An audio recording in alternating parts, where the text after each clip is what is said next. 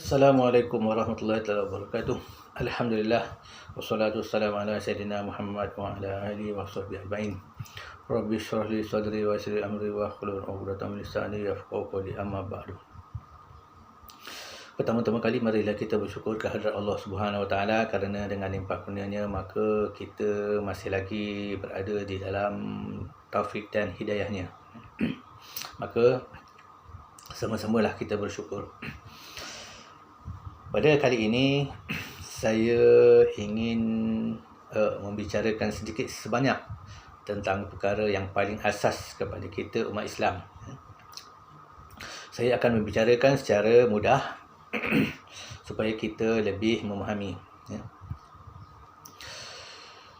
Sabda Nabi SAW yang bermaksud, "Aku tinggalkan kepada kamu dua perkara dan kamu tidak akan sesat selagi mana kamu berpegang dengannya, iaitu kitab Allah, iaitu Al-Quran, dan sunnah Nabi-Nya, iaitu sunnah Nabi SAW." Hadis riwayat Imam Malik. Hadis ini memberikan maksud dalam kehidupan kita seharian, dalam apa juga perkara yang kita buat, hendaklah kita kembali ataupun merujuk kepada yang pertama iaitu Al-Quran, dan kedua iaitu sunnah Nabi-Nya. Baik dalam apa juga perkara, sama ada amal ibadah ataupun kehidupan seharian, maka wajib kita merujuk kepada keduanya, kerana tanpa keduanya kita akan sesat atau menyeleweng dari jalan yang benar. Sebagaimana yang kita tahu, hanya Islam sahaja jalan yang benar. Maka Islam itu bersumber dari dua, iaitu Al-Quran dan Sunnah, ataupun hadis.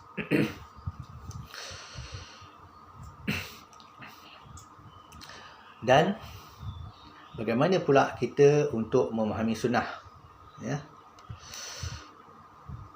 Adakah kita sebagai orang awam akan terus merujuk kepada Quran dan Sunnah?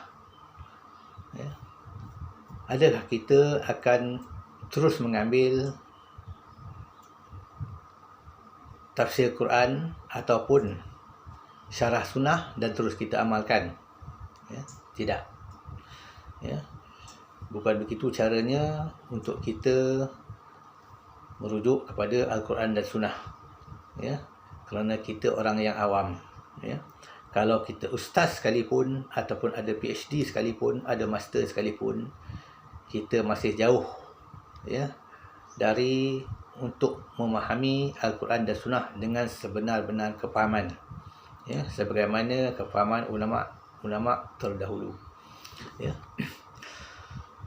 Maka tiada jalan yang lain melain untuk merujuk kepada Quran dan Sunnah, melainkan merujuk kepada ulama. Seperti mana hadis riwayat Imam Ahmad, Abu Daud, Tirmizi dan Ibnu Majah. Nabi bersabda, maksudnya sesungguhnya ulama adalah waris para nabi.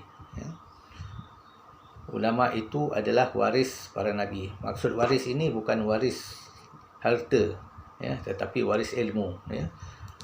Dengan kata lain, sesungguhnya ulama itu pewaris bagi ilmu atau kepahaman daripada Nabi. Dan apakah taraf ulama yang dimaksudkan oleh hadis ini? Maksud ulama yang dimaksudkan oleh Nabi adalah ulama mujtahid. Mujtahid. Sama ada mujtahid mutlak ataupun mujtahid muqayyad. Ini imam mujtahid dalam kerangka mazhab mujtahid mutlak. Maksudnya bukan kita tidak boleh merujuk kepada ustaz-ustaz yang ada sekarang, yang ada PhD atau master. Boleh. Tetapi hendaklah mereka juga merujuk kepada ulama mujtahid, ataupun mujtahid yang muqayyad. Artinya hendaklah merujuk kepada ulama-ulama yang besar-besar yang di zaman keemasan Islam, di zaman kurun terbaik. Sebagaimana kita tahu, ulama mujtahid kurun terbaik yang masyhur, iaitu imam yang 4, ya, dan juga imam selain daripada mereka yang tidak masyhur.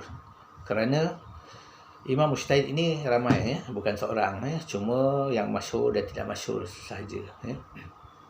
Maka jika kita merujuk kepada ustaz-ustaz sekarang yang ada PhD atau master atau apa pun, hendaklah dipastikan mereka mengambil ilmu daripada ulama-ulama yang muktabar, ya, bukan dari pemikiran mereka sendiri, ataupun dari agak-agak, ataupun dari kalam-kalam yang kalau berkalau, kalau begitu, kalau begini. Tidak, ya, kita kena berhati-hati dalam menerima ilmu dari mereka, ya. Kerana jika kita tidak berhati-hati, kemungkinan ustaz-ustaz yang kita rujuk tidak mendapati apa yang dimaksudkan oleh ulama-ulama muktabar. Jadi dengan kata lain, secara mudah, kita wajib kembali ataupun merujuk kepada Al-Quran dan hadis Nabi.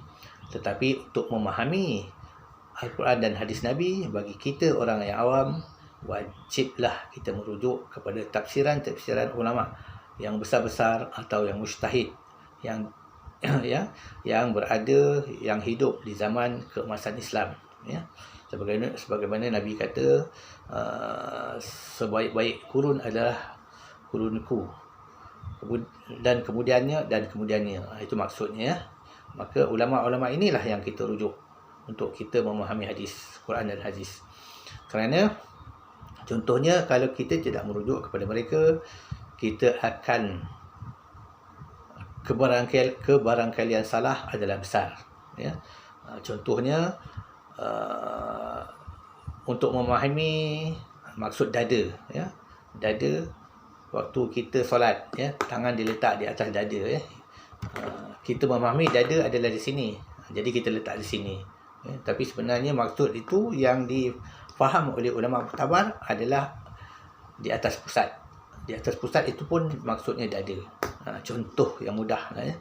Jadi kesimpulannya, kita kembali kepada Quran, merujuk kepada Quran hadis dengan panduan ulama, ya, secara bersanad, ya.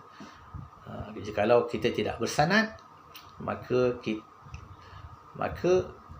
kita akan mudah menggunakan akal kita sendiri, ya, dan kemungkinan kebarangkalian salah adalah besar. Jadi sekian dulu. Yang baik itu dari Allah, dan yang tidak baik itu dari kelemahan saya sendiri, ya. Wabillahi taufiq wal hidayah. Wassalamualaikum warahmatullahi taala wabarakatuh.